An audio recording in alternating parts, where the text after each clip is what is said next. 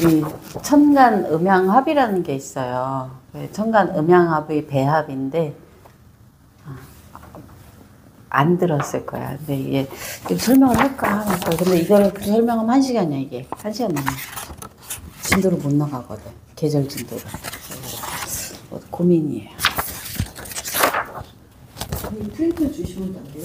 안 돼요. 책자에 들어가는 거예요. 이거는 프린트로 하면은 프린트로 하면 또 내용이 너무 많아져요. 기초반에서 할 내용 시간이 많으면 저걸 하면 좋은데 저거 자체가 긴 내용이라서 프린트를 드릴까 하다가 내용이 그냥 하기는 조금 내용이 있어요. 이따가 얘기를 하긴 할 거예요. 수업을 할 거예요. 저걸 수업을 하는데 저것처럼 깊게 할 건지 안 할 건지가 결정이 안 돼서 선생님들 반응 보고 이해를 잘 하시면 넘어가고 하고 못하면은 약간 이렇게 좀 가볍게 하고. 오늘 날짜 불러주세요.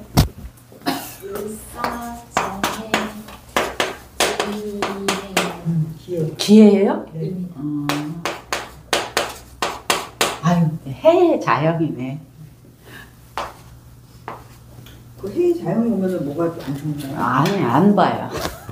해의 자영은 안 봐요. 안 봐요? 여기서 이제 봐봐요. 이제 선생님들한테 제가 하나 알려드릴게요. 요게 해라는 게 수죠. 네. 그러면 이게 수가 많아요, 적어요? 많아요. 왜 많아요? 해 두 개가 있어서? 그러면 해수라서? 그러면 많다고 했으면 많은 이유가 있을까요? 해가 많아서. 응, 그러니까 해가 많아서 수가 많다 이거를 이제 우리는 전문 용어를 자꾸 써줘야 돼요. 수다, 수가 많다는 걸 수다라고 하거든요. 수다인데 이게 개수 때문이다. 두 개라서. 해종에 다 많다고 생각하세요? 자, 요거는 그냥 개수만 많을 뿐이에요. 첫 번째, 수가 많지 않다. 기준을 세워야 돼. 많지 않다. 첫 번째는 지지에만 있다. 그러면 지지에만 있는 것은 있다. 지지에만 있는 건 뭐란 뜻이죠? 지지에만 있는 것. 그냥 내가 행동하는 계절이라. 계절. 지지는 계절. 그러면 이 수가 많은데 언제 많아지는 거예요? 수가 지나가는 계절. 그러니까 해, 자, 수. 이때만 많아지는, 한시적으로 많아지는 거. 이 상태로 많지 않다. 그 다음에 두 번째 안 많은 이유가 있어. 요거를 선생님들이 알면은 천재. 금생수 때. 네, 천재야. 잘했어요. 네, 천재 갔어. 네, 천재라는 말을 수정하려고 그랬거든요, 지금. 그 수정 못하시. 그러니까 바로 나왔어. 와, 대박. 왜? 네. 똑똑해요. 자, 지지에만 있고, 그 다음에 뭐가 안 된다? 금생수가 안 된다. 이 얘기는 우리 물을 볼 때요, 물의 종류가 여러 개가 있어요. 선생님들이 알고 있는 물 종류를 한번 말씀해 보세요. 이 얘기를 이해하기 위해서 물의 종류를 이해해야 돼. 삼다수. 삼다수. 그건 상품의 종류예요. 물의 종류가 아니라. 에비앙 막 이런 거 하면은 아니 그냥 우리 일상생활에서 사주를 글자로 보지 마시고 일상생활로 먼저 이해하고 그 다음에 사주 글자를 집어넣으면 이해가 훨씬 빨라요. 우리 이제 평상시 바닷물 같은 거 있겠죠, 그렇죠? 바닷물. 그 이제 바닷물이 해수죠, 해수. 해수. 그 다음에 수돗물. 수돗물도 있어요. 수돗물. 그 다음에 시냇물. 또 강물. 옥물. 옥물. 석회수. 석회수. 석회수도 괜찮겠어요. 네, 그것도 좋아요. 석회수. 또 안개. 안개. 그렇죠. 안개도 물이죠. 이슬. 이슬. 비. 또 뭐 있을까요? 정수물. 정수물도 세모인데 일단 넣어봅시다. 정수라는 게 정수기물, 그러니까 정수한 물이라는 뜻이죠. 정수한 물. 이게 이제 마시는 물이죠. 음용이라고 그러죠. 마시는 거를. 또 빗물. 빗물 있잖아. 비. 또 있죠. 아, 고로쇠요. 고로쇠. 고로쇠 나무에서 이렇게 나무 수액. 고로쇠 모르는구나. 네, 수액이라고 그러죠. 이거 나무 숫자예요. 나무 숫자 수액. 자, 또 물이 또 있어요. 또 있어요? 지하수. 지하수, 뭐 지하수도 넣읍시다. 또 있어요.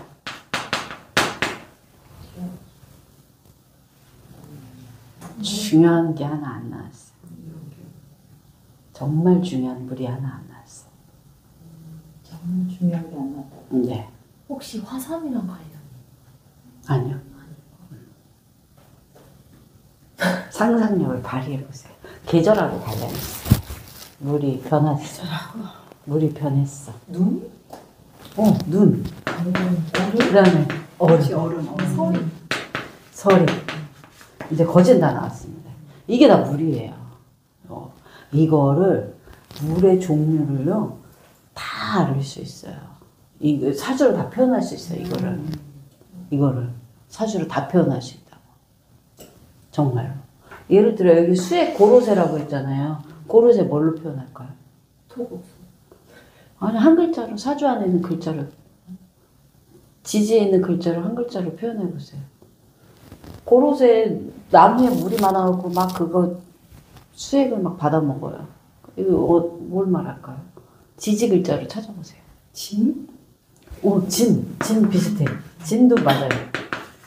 용. 네, 표현할 수 있죠. 그렇죠. 그렇죠. 그래서 이 모든 이게 다 수예요, 수. 이거를 사주로 다 눈과 얼음 소리 이거 뭘로 표현할 수 있어요? 축. 추. 아, 추. 그렇죠. 개수. 개수는 상태를 몰라요. 개수는 어떻게 되는지. 개수는 혼자로 말하기가 약간 어려워요. 지지 글자로 이해하는 게 더 좋아요. 그러면은 이제 석회수는 알죠? 석회수는 물이 있는데 약간 뿌옇게 돼 있고 이런 거예요. 그럼 얘는 어떻게 돼 있을까요? 수라는 게 있고 뿌옇게 되려면 뭐가 있어야 될까요? 술. 술. 술. 비슷하네요. 그죠? 술. 술이에요. 금이 섞여 있으니까.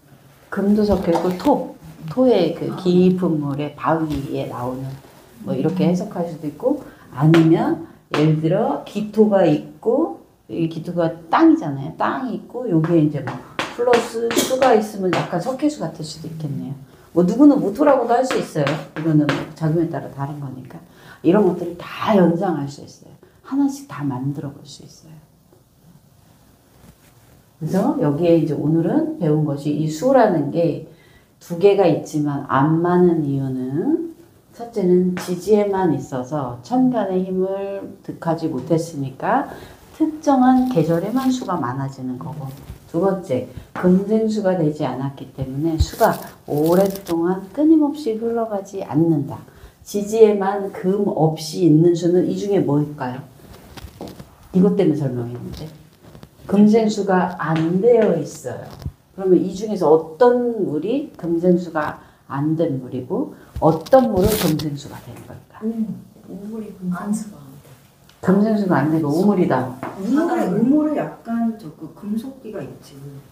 금생수는 여기서부터 여기로 멀리 흘러간다는 뜻이에요. 오랫동안 흘러간다. 그러니까 수라는 게 어딘가에 있잖아요. 우리 물이. 그럼 얘가 마시면 그냥 닳아버려요. 근데 금생수가 됐다는 건 얘를 끊임없이 채워준다는 뜻이야. 그럼 강물이 안 된 거. 강물은 계속 흘러가니까 이건 되죠. 이건 되죠. 바닷물. 바닷물이 금생수 됐을까 안 됐을까? 얘도 계속 뭔가 채워지죠. 얘야말로 진짜 금생수가 된 상태인 거죠. 됐죠? 시냇물도 흘러가니까 됐죠? 정화작용이 있어요. 흘러간다는 건 물이 흘러가니 멈춰있지 않고 흐르니까 스스로 정화한다는 거예요. 그럼 시냇물도 정화작용이 있죠. 강물이나 시냇물이나 사이즈 차이지 되죠. 그 다음에 지하수는 되죠. 그 다음에 수돗물은 이 수돗물은 좀 성격이 다른 거죠. 이건 사람이 인위적으로 흘러가게 만든 거니까 얘도 되죠. 우물도 밑 지하에서 올라오는데요. 네. 근데 가둬져 있지 않아요? 가둬져 있다. 그럼 이제 셈으로 한번 해볼까요? 가둬졌다는 개념은 뭐 맞을 수 있으니까. 이거는 지금 뭐 말할 수 없죠. 얘들은 흘러가는 종류가 아니니까. 근데 여기 누가 뭐 해놨는데? 아까 가장 중요한 거 하나 뭐가 안 빠졌다. 그거는 얼음이었어요. 얼음인데 하나가 또 안 써져 있네. 지금 보니까 그게 있어요. 저수지. 저수지가 금생수가 안 돼. 고여 있어요. 인위적으로 물을 공급해줘요. 우물은 인위적으로 공급해주진 않아요. 썩지는 않거든. 약간 다른 개념이고. 그래서 얘가 그럴 때도 있지. 우물은 막혀버리면 그냥 그 상태로 얘는 흘러갈 공간이 없으니까 까딱하면 썩어. 얘는 잘못되면. 그렇죠? 이 저수지는 인위적으로 막아버리는 거예요. 그래서 얘는 흘러가지 않아요. 그래서 얘는 주기적으로 볼을 열었다. 비가 오면 볼을 열어서 물을 한번 갈아주는 식으로 방류하고 흘려보내주고. 잘못하면 여기에 이제 녹조가 많이 끼죠. 썩어갖고 물이. 그러니까 요게 금생수가 안 됐을 때는 그 상태가 된다. 그러면 사람 사주에서도 마찬가지로 이 저수지식의 상황이 되면 어떻게 된다는 얘기일까요? 썩는 꼬이는 거지. 네, 꼬이네. 알아서 해석하세요. 나쁜 말을 막 써도 되는데 그렇게 막 쓰면 안 됩니다. 제가 금생수가 안 돼요. 근데 어떻게 만약에 상담할 때는 어떻게 풀어요? 그러니까 내가 뭔가를 맑게 하고 싶다라는 건 상황이 유연하게 잘 흘러간다는 뜻이잖아요. 그런데 유연하지 못하고 주변의 상황들이 좀 안 좋은 상황들. 그러니까 여기서 썩었다라는 건 누군가의 상태, 그러니까 뭐 정신 상태든 금전적인 상태가 원활하지 못하다는 뜻이에요. 그런 상황이 생겨 있다. 금성수가 안 된다는 건 그런 이제 약간 답답한 상황이 있죠. 근데 그게 내 사주 안에서 사람이 잘못된 거냐, 돈이 잘못된 거냐, 주변 환경이 잘못된 거냐 볼 수 있죠. 그거는 사람마다 작용하는 게 달라요. 약간씩 다르죠. 육신에 따라서 달라져. 육신하고는 좀 다르고 사주 계절이나 이런 걸로 다르게 봐야죠. 예. 무조건 뭐 육신을 넣고 그러는 건 아니고 일단은 그 큰 틀을 알고 계시면 된다는 거. 그러니까 지금 요 작은 거 하나에도 되게 많은 게 있죠. 요게 이런 것들을 머릿속에 넣고 응용을 하는 거예요. 응용. 이제 사주에서 금생수가 안 됐으니까 뭐 돈이다, 뭐 이런 돈이 안 들어온다 이렇게 간단하게 해석할 수도 있는데 꼭 그런 의미가 아니라 여러 가지 의미로 해석할 수 있지만 그래서 중요한 포인트는 수가 원활하게 공급이 안 되니까 지체될 상황이 생기고 그다음에 약간 물이 고여 있으니 반드시 썩겠죠. 그러니까 조금 잘못될 우려가 있다. 그러니까 잘못되는 건 내가 잘못될 수도 있고 주변이 잘못될 수도 있어요. 반대로 해가 많아서 물이 너무 많이 흐르면 네. 되나? 네. 그 해가 만약에 물이 너무 많이 흐르면 어떻게 될까요?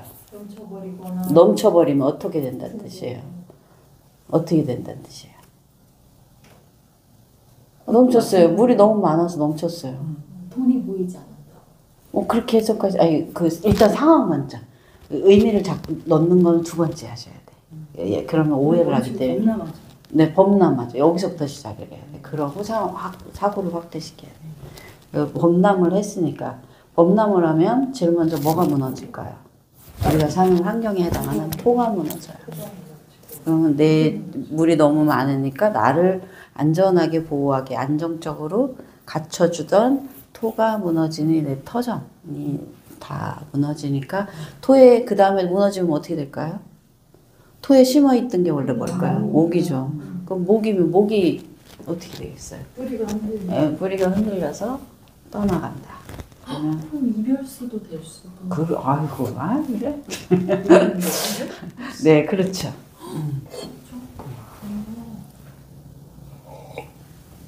이렇게 이제 오행으로만 보는 건데 이렇게 사고를 확장시키는 겁니다. 지금 몇 가지 수를 얘기하죠.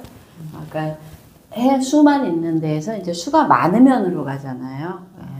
수가 많으면 상식적으로 생각하는 거예요. 토가 무너진다. 그럼 토가 사주에서 의미하는 바가 뭐냐? 이렇게 사고를 확장시키실 때는 이렇게 논리적으로 체계적으로 가져가시면 확장이 빨리 됩니다.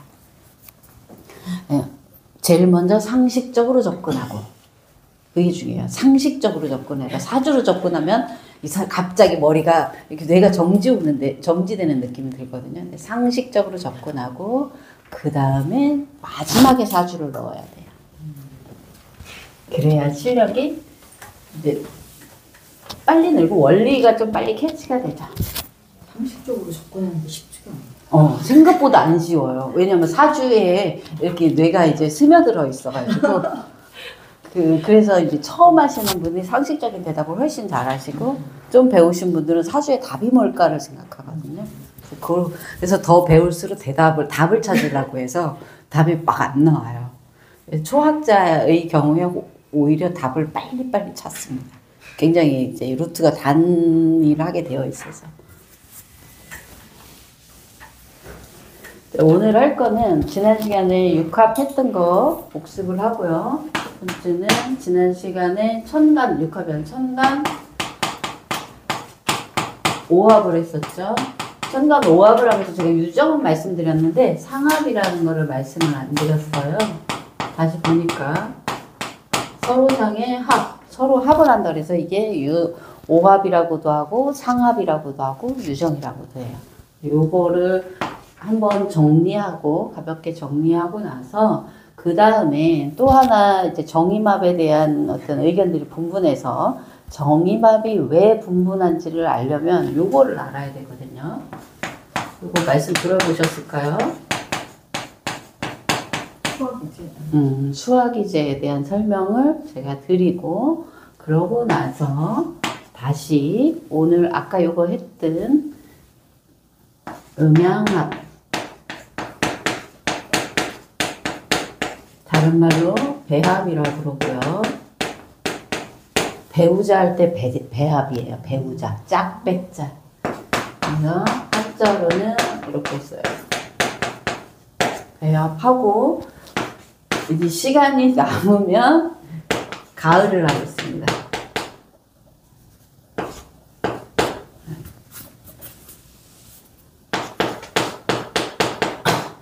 이제 가을은 벼화의 불화예요. 그러니까 벼를 뭐 익힌다는 뜻도 있고 벼를 나눠 먹는다 이런 뜻도 되고 밥을 해 먹는다는 뜻도 되고 그렇거든요.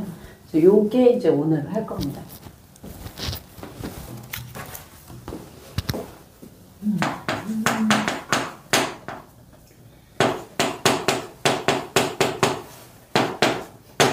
이런 걸 하니까 재밌죠. 천간합 같은 거 그냥 계절 얘기 듣는 거보다 이게 더 막 보이죠.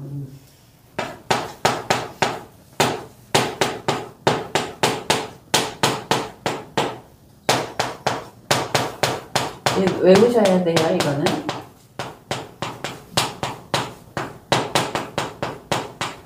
이게 여기까지가 양이죠. 양의 목화의 운동을 하는 양의 지대고 여기까지가 음의 지대예요. 근데 이 합을 천간 합이라는 건 천간 사주 명리는 명리학은 전부 다 음과 양이 만나서 중간을 만드는 거거든요. 그렇기 때문에 얘도 똑같이 양의 지대에서 음의 지대를 만나서 서로 합을 해서 어느 정도 절충을 만들어내는 거예요. 그러니까 같은 양끼리 뭘 하는 게 아니라 그 기운의 조화를 꾀하는 것이 명리학의 가장 큰 목적에 해당한다. 이 기운이 조화되지 않으면 한 방향으로 쏠리게 되잖아요. 그러면 한 방향으로 쏠렸을 때 너무 뜨겁기만 하면 불타서 없어질 수가 있고 너무 차갑기만 하면 얼어서 사라질 수가 있으니까 움직일 수가 없으니까 너무 뜨거운 것은 조금 차가운 것으로 서로 중화를 맞추고 또 차가운 것은 따뜻한 기운으로 중화를 맞춰서 이 세상이 굴러가게끔 하는 이치가 있는 거예요. 그러니까 무조건 합이 괜히 그냥 합을 하는 게 아니라 이 예를 들어 뭐 얘네들이 다 만나서 얘는 양이고 얘는 음으로 서로 만나고 기운은 얘는 양의 기운에 있는 애고 얘는 음의 기운에 있잖아요. 얘도 마찬가지로 얘는 음이지만 양의 기운에 있고 얘 자체로는 금 중에서 양금이지만 이 전체적인 기운은 음이잖아요. 이렇게 두 개가 만난다. 이렇게 만나서 갑기, 합화, 갑기, 토, 그다음에 을경, 금, 병신, 수, 정인, 목, 무게, 화 이렇게 했죠. 그래서 요거는 이런 기운을 지향하고 이런 기운이 된다는 거지 이게 이루어지는 게 아니에요. 그러니까 화라는 게 있는 게 아니고 이런 기운이 지나가는 것 뿐이에요. 그러니까 우리가 예를 들어서 음식점을 지나가는데 한쪽은 빵이 있고요. 빵가게에서 빵 냄새를 막 풍기는데 이쪽 옆에서는 순대를 막 이제 찧었어요. 그러면 빵 냄새하고 순대 냄새가 섞였죠. 그러면 빵하고 순대하고 믹스하고 내가 먹은 게 아니잖아요. 그냥 빵의 기운과 순대의 기운이 지나갈 뿐. 그게 이거예요. 화한다는 것은. 근데 이제 이거에도 실체가 있는 법은 있어요. 실체는 있다. 있을 수도 있다. 그러나 이 목화토금수로 된 것은 토금수 목화 토금수 목화 이렇게 된 거는 목화토금수가 이렇게 익숙해져 갖고 토부터 하면 또 헷갈려요. 이게 된 것은 그 기운이 있으니 기운에 대한 생각을 하라는 거죠. 이 을경합은 금의 기운, 이제 금한테 종한다는 뜻이에요. 그리고 무게합 화는 무토 계수가 무토에 담겨서 목을 키우니 화를 결국은 키우는 것과 같다. 또는 화의 기운을 반긴다. 뭐 이런 식으로 다 해석을 할 수 있어요. 그러니까 한 가지로 고정된 해석을 한 게 아니라요. 비슷한 해석, 기운이 지나간다를 포인트로 두고 나머지 약간의 미세한 단어 차이는 스스로 만드셔도 괜찮다. 그러니까 뭐 화를 키운다 아니면 화가 필요하다. 둘 다 비슷한 의미로 보시면 된다. 여기서 중요한 건 이게 토고 얘는 수죠. 토에 수가 담겨 있다. 그러면 뭐를 키운다? 목을 키운다. 여기가 계수이기 때문에 목을 키우는 거예요. 임수는 목을 키우는 게 아니라 금을 쓰는 거예요. 얘는 금을 쓰고 얘는 목을 쓴다. 이런 차이가 있는 거예요. 그러니까 얘가 계수가 목을 쓰니까 목은 뭘 보고 자라야 돼요? 화가 있어야 되죠. 그래서 화가 있는 거예요. 이런 것들. 천간합은 이렇게 돼 있고, 천간은 오합이라고 그러고 서로 합을 해서 합을 한다고 해서 상합이라는 말을 써요. 천간합은 이렇게 돼 있고, 그런데 지난 시간에 정의합이 핫했단 말이죠. 정의합이 핫했다. 왜 핫했냐면은 정의합이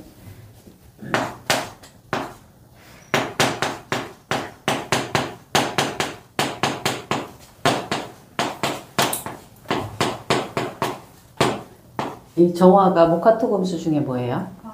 화. 그다음에 임은 수.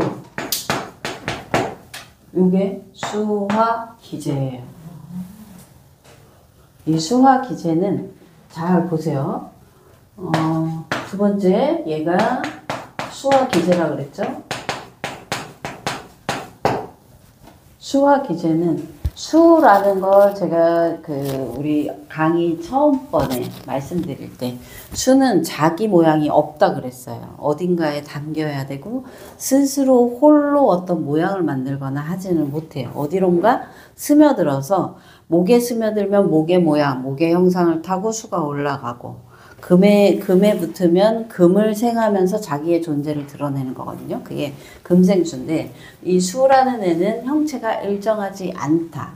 누군가를 타오르거나 누군가의 모양 안에서 자기를 유지해야 되는 특징이 있고, 그 다음에 화는요. 화 어떤 모양이에요? 불. 위로. 아니 모양. 화? 모양? 불의 모양. 불의 모양 우리가 알 수가 없어요. 그렇죠? 그냥 불이야. 그냥 불이야, 불. 그렇죠? 불의 모양은 없잖아요. 둘 다 똑같은 거예요. 왜냐면 얘는 금이나 또는 목이 없으면 자기 형체를 유지, 또는 토가 없으면 자기 형체를 어떻게 말할 수가 없고, 화도 마찬가지로 자기가 타오르는 불씨를 유지시켜주는 뭐 목 같은 게 있어야지. 일본 장작더미에 타면 장작더미 모양대로 타고, 집을 태울 때는 집 모양대로 막 타죠. 그다음에 뭐 라이터 불 같은 경우는 요만하게 있고, 그렇죠? 종이를 태울 때는 종이 모양대로 막 이렇게 타기도 하고 이러잖아요. 이게 둘 다 모양이 없다. 어딘가에 스며들어야 나의 모양이 나오는 애들의 조합이 이거예요. 그러면 이제 이거를 사람으로 바꿔봐요. 사람으로. 자기를 모양을 드러내려면 어떻게 해야 돼요? 누군가에게 스며들어야 되는 거예요. 그래서 이 정의마비 그 약간 그런 오명을 뒤집어 쓴 이유가 그런 이유에서 실제로도 그럴 가능성이 있다는 건 왜 그러냐면 실체가 없는 정의마비일 때, 예를 들어 금이나 목이나 이런 것이 없는 화분, 어디가 형체가 없는 거잖아요. 어디에 스며들었는지 알 수 없는 합일 때는 우리가 흔히 말하는 그런 합이 일어날 가능성도 있다. 물론 다 그런 건 아니에요. 운에서 또 지나가잖아요. 목금이나 뭐 이런 것이 지나가기 때문에 함부로 말할 수는 없으나 기질상 그런 기질을 갖고 있는 것은 맞다. 자기 형체를 드러내려면 반드시 누가 있어야 된다. 나의 형체를 만들어줄 다른 것이 있어야 돼요. 나의 형체를 만들어줄 다른 오행이 있어야 된다. 얘는 그게 목이나 금이에요. 네, 그것이 뭐다? 목이나 금이다. 그러니까 이건 수하의 입장에서 얘기하는 거예요. 그래서 자기 형체를 만들어야 될 목이, 나타내줄 목이나 금이 있어야 되니까 수화 기제는 결국 수하고 화가 만나서 목과 금을 낳는다는 뜻이에요. 그러면 이 수하고 화 중에서 어떤 게 여자고 어떤 게 남자일까? 화가 남자고 수가 있다. 선생님, 수하고 화 중에 어떤 게 남자고 어떤 게 여자일까요? 수가 남자. 왜냐면 정님이 네. 양수잖아. 그리고 정화가 음화잖아. 네, 네. 아, 네. 정임에서는 그래요. 임이 남자죠. 정임에서는. 이제 요것도 또, 예리하십니다. 정임에서는 임이 양이기 때문에 얘가 남자죠. 그 다음에 정화가 음이기 때문에 얘가 여자죠. 기운은 어때요? 기운은 화가 남자 기운이고 수가 여자 기운이죠. 이렇게 원래 양과 음간과 양간이라는 게 있고 또 기운적으로도 다른 게 있어요. 그래서 이 사주가 복잡한 게 뭐냐면 양간이나 음간인데 또 양간인데 속성은 음의 속성이잖아요. 이런 것들이 아주 세밀하게 있으니까 일단 여기서는 음간, 양간을 기준으로 했을 때 얘가 남자, 얘가 여자 이렇게 할 수 있습니다. 요것을 정의맘으로만 수화기제를 봤는데 여기에서는 수하고 화의 기제, 이게 서로 통했다, 만들어졌다, 이루어졌다는 뜻이거든요. 수화가 얘네를 이루어지게 하는 거는 4개가 있어요. 4개 방식이. 사주에 수는 몇 개 있어요? 천간의 수? 2개. 2개. 뭐뭐 있어요? 임수, 개수. 임수, 개수. 그 다음에 지지의 화는? 천간의 말 실수. 천간의 화는? 병화, 정화. 얘네들이 다 수화기제를 하는 거예요. 이 4개가. 이제 저희가 기초반이지만 10강이 되었기 때문에요. 사주를 보는 기준을 세우셔야 되는데 제일 큰 기준은 수화예요. 수화가 나한테 어떻게 되어 있느냐. 그게 나를 주도하는 힘이 됩니다. 수화. 그 중에서 천간에 있는 것이 더 주도하는 힘이 돼요. 이제 선생님들이 자기 사주를 떠올려 보시고 혹은 내가 이제 관심 있는 사람이나 좋아하는 사람, 내 가족들의 사주를 떠올리시면서 그 사람 사주에 천간에 뭐가 있는지를 보세요. 일간이 아니라 오행이기 때문에 일간이 없어요. 천간에 뭐가 있는지를 보고 그 사람의 기운이, 주도하는 기운이 뭔지를 보셔야 됩니다. 그래서 수화는 이렇게 4개가 있고 이 중에서 제가 여기 아까 누가 남자냐 누가 여자냐 이걸 물어봤잖아요. 이걸 물어본 이유는 뭐냐? 사주에서 양이 있고 그 변화를 주도하는 힘은 양이 될까요? 음이 될까요? 양. 그 사주의 기운을 시작의 기운, 변화의 기운 이런 걸 주도하는 힘은 양입니다. 그래서 양이 주도하고 음은 어떻게 되죠? 음은 따라간다. 이게 뭐 양생음사라고 그러거든요. 양생음사라고 하거든요. 양은 주도하고 음은 따라간다. 그러면 이제 요 4글자 중에 이제 양을 찾아봐야죠. 양이 해당하는 글자. 임경. 임수하고 그 다음에 병화. 그렇죠? 그 다음에 이제 음도 또 해야죠. 음이 개수 정화 이렇게 되겠죠. 그런데 양과 양끼리 만나면 얘네들의 기운이 팽팽하잖아요. 그러면 얘네들이 기운이 만나서 수화 기제라는 건 이루어졌다는 뜻인데 양과 양이 만나서 기운이 팽팽한 얘네들끼리 이루어지기가 쉬울까요? 어려울까요? 어렵죠. 서로 잡으려고 하잖아요. 권력을 잡으려고 하죠. 그러니까 실제 수화 기제가 될 때 얘네하고 둘이 만나면 얘가 양이니까 양과 양이 만나서는 이 힘의 균형 때문에 기제, 서로 통화해서 뭔가를 이루기가 어렵다.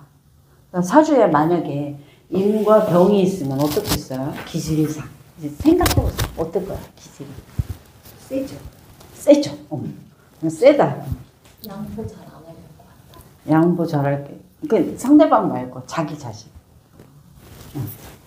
이제 우리가 이제 이렇게 대답을 들어보면 이 사주가 뭐 어떤 방식으로 쓰는지를 제가 이제 저는 금방 파악을 하기 때문에 이 자체를 보고 상대방을 중심으로 세팅이 돼 있어서 이 친구 사주가. 그래서 방식이 상대방에 초점을 맞추고 가던데. 그러니까 이제 그것도 좋은데 이 사람으로도 하면 조금 더 이렇게 사고 확장이 좀 도움이 되거든요. 임과 병, 그 양보를 안 한다가 상대를 위해서예요, 나를 위해서예요? 나를 위해서 양보를 안 할 수 있겠죠. 왜냐면 이것도 음이 주도하는 큰 기운을 내가 갖고 있고 여기도 양이 주도하는 큰 기운을 내가 갖고 있는 사람이에요. 그래서 어느 기운을 쫓아갈 것인가 내 속에서 내적 갈등이 굉장히 심하다.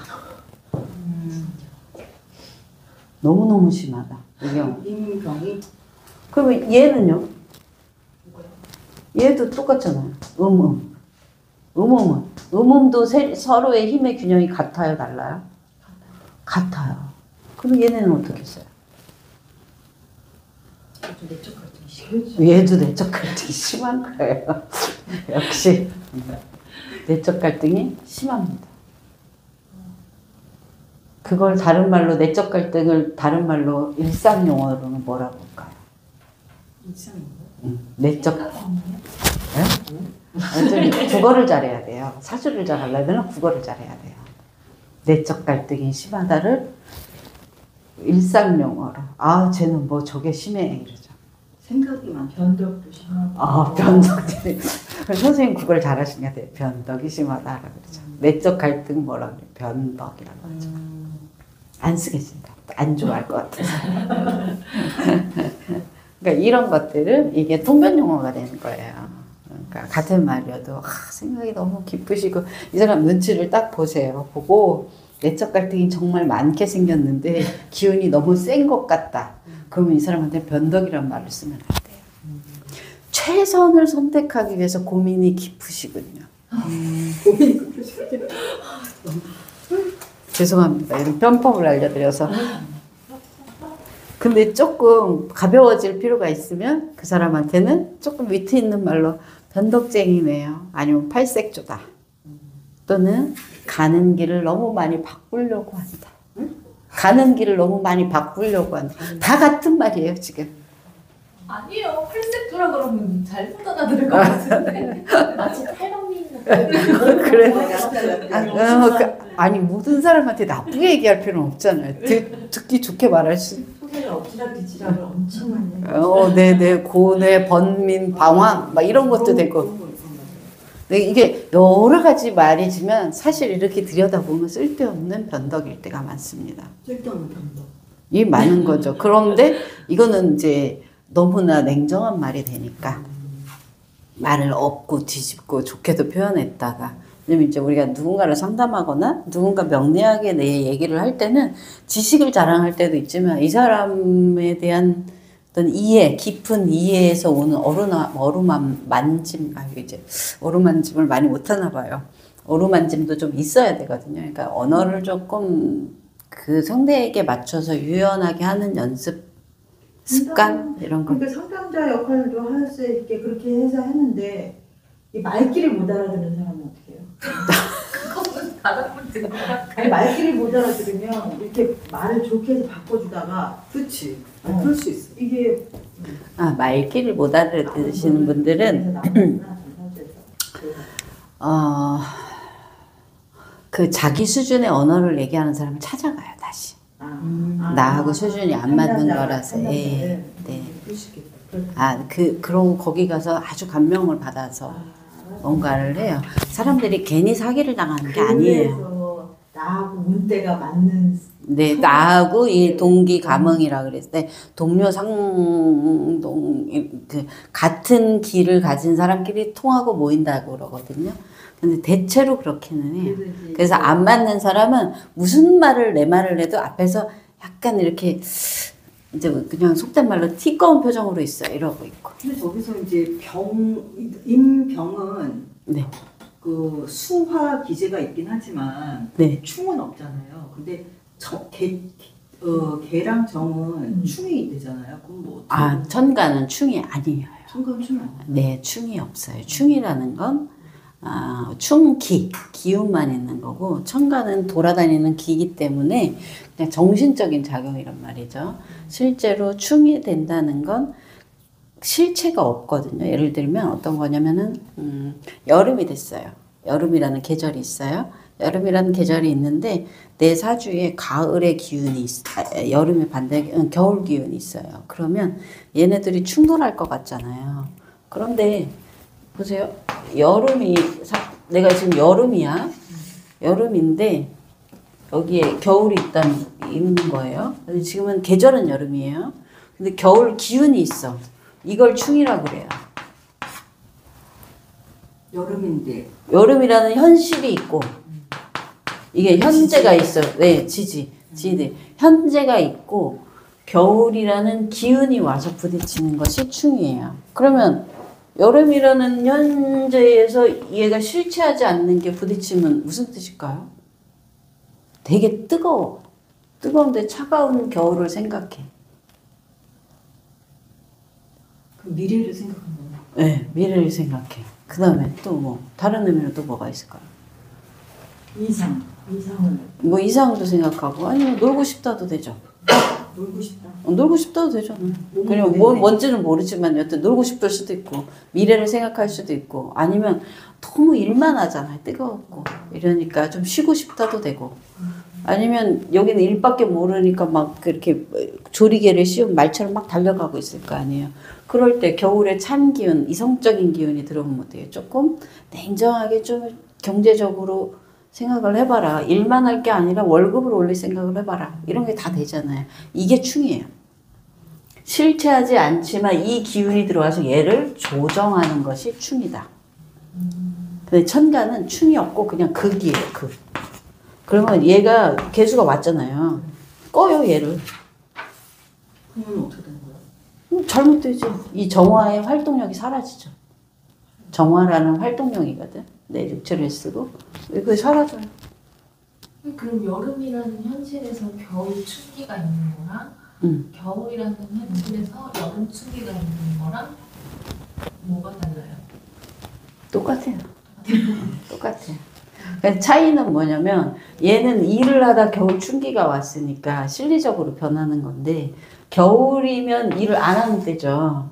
근데 여름에 충기가 오면 따뜻한 곳을 도망을 가요. 그러니까 나쁜 말로는 도망가고 좋은 말로는 따뜻한 곳을 찾아서 삶을 바꿔요. 예를 들어 지방에 살았는데 지방에 살다 보니 취직할 데도 없고 너무 힘들어. 그렇잖아요. 서울에 우리나라 인구의 5분의 1이 모여 사는데 지방 인구는 자꾸 줄어드는데 내가 여기서 비전이 없을 것 같아. 너무 현실이 암울해. 이게 겨울이에요. 그런 생각을 하는 게. 그게 암울해.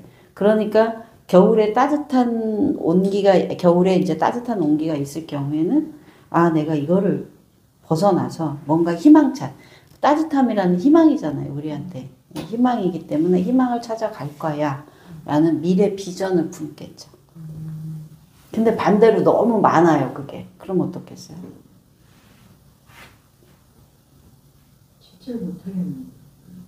그런 거예요. 그냥 미래 비전이 너무 많아서 오히려 현재 일을 못하지. 게으르거나 이성만 꿈꾸고 나태한 사람이 되죠.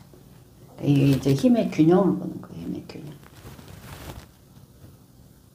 이런 것들, 그게 충이고요. 그렇게 조절 장치를 하는 것이 충인데, 이 첨가는 극이라고 해서 극을 하면 그게 사라져요. 이 극이라는 글자에 보시면, 요게 이제 이길극자에 여기 이렇게 돼 있어요. 요게 칼도자예요. 짤로 베서 넘긴다는 뜻이에요. 하나의 기운이 사라지는 시기예요. 그럼 기운이 사라지면 그 육친을 못 쓰는 거 아니면 그 기운을 못 쓰는 거? 기운, 오행이에요. 육친은 못 쓰지 않아. 육친은 살아있어요. 무조건. 근데 기운, 오행의 기운이 사라지고 다음 기운으로 넘어간 거예요. 다음 기운 어떤 기운? 여름 다음. 여기는 봐봐요. 예를 들어서 얘가 얘를 껐으면 정화라는 육체를 쓰는 에너지란 말이에요. 얘가. 근데 얘는 육체가 아니라 뭘 쓰죠? 정신. 그러면 얘가 얘를 껐어요. 그러면 육체를 쓰는 에너지를 끄고 그러면 육체적인 내가 뭐 손자를 부리든 뭘 이렇게 하는 거를 버리고 그럼 뭘 갖다는 얘기예요? 정신을 추구해서 갔다. 그러니까 글 쓰는 사람이 됐다. 이런 식으로 말할 수 있죠. 이해가 가시죠? 여기 차이가 있는 거예요. 치를 쓰는 건 뭔데요? 그냥 노동하는 것 같아요. 노동하는. 그냥 창작을 하지 않고 기술을 쓰고 이런 것들이 육체를 쓴다 그래요. 기술이 육체에 들어가요. 기술이 육체. 정신은 그냥 그거 있죠. 여기에 기획력, 아이디어만 쓰는 거로 말하죠. 지워도 될까요? 네. 네네. 그래서 이 수화기제가 그래서 양이 만약에 임수면 음은 화는 얘는 수잖아요. 수가 양이면 화는 음을 만나는 거예요. 그러니까 음이 정화. 그래서 이 수화기제가 됐다는 건 사실은 되게 좋은 뜻이에요. 이 정임함이 된 거는 내가 목금을 뭘 만들까를 생각한다는 뜻이고 항상 생산적인 거를 생각한다는 뜻이에요. 앞으로 무엇을 할 것인가 해서 되게 괜찮은 건데 그러다 보니 굉장히 다분히 전략적인 사고를 구사합니다. 뭘 만들어야 되니까 사람이 전략적이라고. 이 전략적인 게 다른 사람들 눈에는 약간 이 나쁜 표현을 하게 만들어주는 부분이 있다. 뭐 음란하다, 음흉하다 여러 가지 표현이 될 수 있다. 왜냐? 이 사람들이 구사하는 것이 굉장히 전략적 사고다. 특히 얘가 전략적 사고예요. 왜 얘가 특히 더 전략적일까요? 양이 이끄는 기운을 한번 보세요. 임수의 기운. 임수의 기운은 어디의 기운이죠? 봄, 여름, 가을, 겨울 중에 겨울 기운. 겨울에는 행동을 해요, 안 해요? 안 하고 뭐만 해요? 생각. 걔가 이끄는 거예요. 생각으로 모든 걸 이룰 수 있는 아이디어, 기획, 컨설팅이 다 되는 거예요. 굉장히 전략적인 사고를 구사한다. 이 임수의 특징이에요. 이해가 좀 가시죠? 자, 그 다음에 이제 양이 또 하나 있죠. 병화가 있었죠. 병화는 화 중에서 양이니까 얘는 수를 뭐를 만나야 돼요?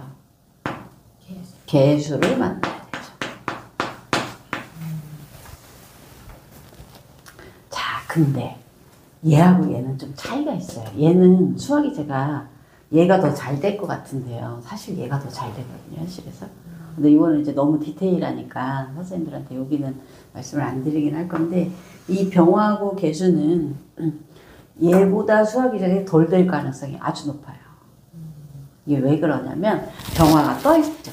병이라는 해가 떠 있어요. 그렇죠? 우리가 해라고 많이 표현하니까 해가 막 떠 있는데 아까 우리 수 종류 되게 많이 썼죠. 그 중에 개수 무슨 수예요? 좀 우리가 아는 책에서 본 걸로 하면 뭐 비, 이슬, 안개 뭐 막 이러죠. 그럼 해가 막 떴어. 근데 비가 내려. 안개가 껴. 이슬이 막 있어. 그럼 해가 어떻게 돼요? 어두워지죠. 가려지죠. 그래서 이게 수화기제가 잘 안 돼요. 생각보다 얘가. 어떻게 됐을 때 안 될까요? 동시에 이렇게 떠 있을 경우에 잘 안 될 가능성이 높다. 현관에 동시에 있어요. 이게 개수가 병화를 가린다 그래요. 보통 수화기제가 아니라. 이거는 그냥 알아만 두시고 원래는 수화기제다. 그런데 의미상은 수화기제인데 실제 안 될 가능성이 꽤 높은 수화기제다. 우리가 초급반인데 너무 디테일하게 나가고 있어요. 알고 계세요? 네. 선생님 그러면 병화가 떴는데 만약에 지장간의 개수가 암장되어 있는 그거는 수화기제가 잘 되죠. 될 수 있는 거예요. 잘 돼요. 천간만 같이 안 했으면 되는 거예요. 잘 돼요. 아주 잘 돼요. 여기서 잘 된다고 계속 반복하죠. 잘 돼. 제가 돼 있습니다. 제가 돼 있으니까 그냥 잘 된다고 계속 얘기하는 거예요. 병계는 그럴 가능성이 있다. 수화기제를 한다. 근데 그러면 이제 전략적 사고라는 얘기는 했고 얘는 전략을 쓴다면 이 전략이 행정 전략일까요? 경영 전략일까요? 이것까지 한번 나가볼까요? 행정 경영. 잘 생각해보세요. 행정이라는 건 만물의 골고루 어떤 시스템을 만드는 거고 경영이라는 것은 만물의 쓰임을 만들어서 부가가치를 올리는 거예요. 만약 경영. 경영이. 뭐겠어요? 경영이죠. 어떻게 하려고 그래.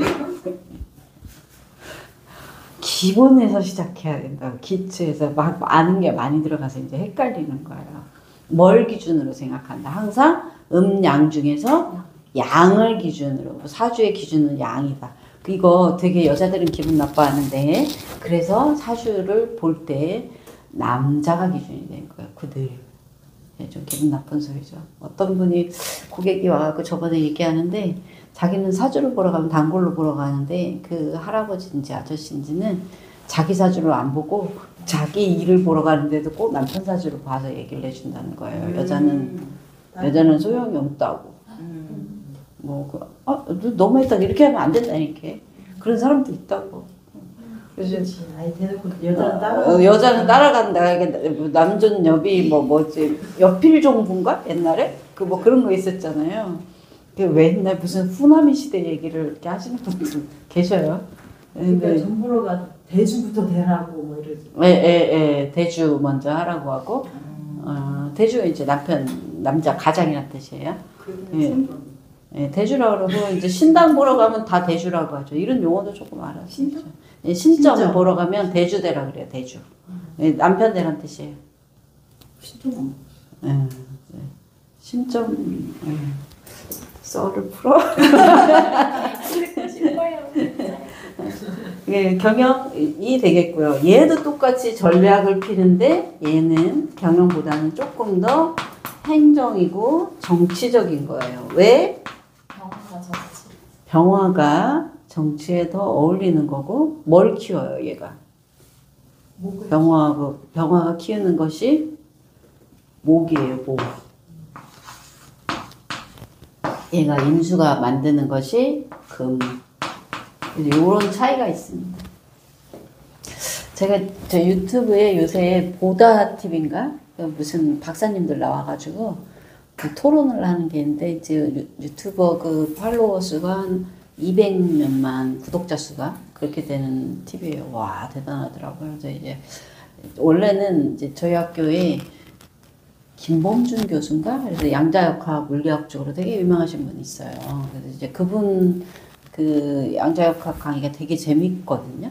이렇게 쏙쏙 들어오게 설명을 너무너무 잘하셔요. 그래서 그거 보다가 이렇게 어떻게 알고리즘을 타갖고 그걸 보게 됐는데 거기에 이런 표현, 그런 말을 하더라고요. 옥수수 하나 있잖아요. 이거 하나를 심으면 그 옥수수가 쭉 올라올 거 아니에요. 그럼 옥수수가 몇 개 달릴까요? 여러 개. 그럼 몇 개 달릴까요? 원래는 하나가 난대요. 근데 이제 보통은 우리가 이제 시골에 자라보면 한 3-4개 났던 것 같은데 뚝뚝 그죠? 한 3-4개 났던 것 같은데 그게 이제 어떻게 뭐 해서 하나 봐 유전자 뭐 이렇게 해서 올라나는 건데 근데 이렇게 하나를 심으면 옥수수 이렇게 하나 이 콘 하나가 이렇게 나오는데 이게 제가 가만히 생각해보니까 알갱이가 한 200개는 나오지 않을까. 보통 요게 한 줄이 한 20개가 되고 그 이빨같이 생긴 게 그게 이게 한 10개 정도 이렇게 돌아간다고 치면 대략 한 200개에서 300개 정도의 알갱이가 이 하나를 심었는데 이 뻥튀기 되는 게 300개 정도 되잖아요. 그래서 그걸 보면서 저는 이제 만물이 다 사주로도 머리가 돌아가거든요. 만물이 다 사주로 돌아가서 아 옥수수 한 알의 씨앗이 뭐겠어요? 금이에요. 옥수수 한 알의 씨앗이 금인 거야. 근데 그 금을 딱 심으면 금이 왜 가치가 있는 거냐면 그 씨앗 하나를 딱 심으면 200개가 생기는 거예요. 근데 그거를 계량을 하면 4개 정도 달리니까 서너 개가 달리니까 1000개 가까이 달리죠. 그쵸? 하나의 씨앗이. 그래서 금이 응축된 가치라는 게 그런 거예요. 왜냐면 해자축, 임묘진, 사오미 해자축을 넘어가면서 봄, 여름, 가을에서 수확할 때쯤 그 한 알은 우리가 먹는 것도 있지만 어떤 거는 아주 남겨둬서 잘 말려갖고 이듬해 봄은 예, 종자로 쓴단 말이에요. 이듬해 봄에 쓰일 종자로 딱 쓰이는데 그 옥수수 한 알의 가치가 이 정도 된다는 거예요. 그러니까 이게 얼마나 이 사람들이 이 전략을 잘 해야 되겠네요. 이 옥수수 한 알의 가치를 이 나중에 200개, 300개 나달이 달리는 한 그루의 옥수수로 바꿀 수 있는 경영 전략을 만들어내는 사람들이 우리인 거예요. 저는 이제 사고가 늘 말씀드리지만 만물 사주설로 되어 있고요. 거의 종의 기원이 아니라 사주의 기원 마냥 사람을 봐도 사주를 연구하고 대화를 하다가도 요즘 좀 그래요. 다른 사람들이 대화를 한다 그러면 아, 저 사람 편인 있어갖고 역시 부정적인 말을 해. 약간 이런 속으로 혼자 내적 대화를 하고 있어요. 심해요. 이렇게 걸어가는 것마다 아이고 봄에 태어났구만 막 이런 거. 아 진짜요? 막 그래요. 걸어가는 거. 네, 등판 예를 들어서 이제 등판을 보고도 이 떡대 이런 거 있죠. 이런 걸 보고도 등판이 이렇게 목이 갑바가 있게 이렇게 등판이 있으면 그 사람이 갑이에요. 갑바가 이렇게 됩니다. 예, 갑이고, 예, 갑바가 좀 있으면서 좀 두툼한 느낌이 나면 하는데 일간이 을이어도 인월에 태어나면 인이 갑이잖아요. 그러면 그 사람도 또 이렇게 두툼해 갑바가. 이런 거를 맨날 연구하는 거예요. 근데 그게 내 심증이 확신이 되려면 임상을 그만큼 해야 돼요. 임상을 매번 하는 거예요. 예를 들어 선생님 손부 수족냉증 없어요? 있죠. 내가 그냥 안 물어봐도 지금 알거든. 이러고 있어가지고. 아니요. 그래서 아는 게 아니야. 그냥 사주만 봐도 알아. 몇 월에 태어났고 일간 보고 이러면 알아. 이게 그 이유가 있거든. 이걸 원리를 하거든. 몇 월에 태어나면 수족냉증 있어요? 몇 월에가 아니라 보통은 정묘일주, 그다음에 묘진월의 정화. 묘진월의 정화. 왜 그럴까요? 생각해 보세요. 화생도 잘 될 것 같아요. 다 건조시켜 버리니까. 정화는 타올라야 되는데. 근데 그게 국소적으로 열을 비치면 얘는 네, 이런 거를 상상을 하셔야 돼. 지금 이제 추리하는 게 약간 방향이 달라지긴 했는데 그 방향으로 추리하는 게 아니고 다른 방향으로 해야 돼요. 왜 정묘일주들을 제가 대체로 다 그런 건 아니에요. 대체로 손발이 차다. 일단 음이라서. 아닙니다. 이런 게 머리가 막 돌아가야 돼요. 돌아가면 이게 사주가 너무너무 재밌거든요. 지나가는 사람을 보고도 저 사람 정화일간에 봄에 태어났으니까 손발은 차고 수족냉증이 있어서 한약을 달고 마시겠네. 막 약간 이런 것까지 막 가는 거예요. 미안합니다. 미친 사람의 얘기를. 저희 병원 온 줄 알았어요 순간. 병원 온 줄 알았어요. 뭐 이런 것들, 네, 이런 것들. 이런 거를 이제 저는 이제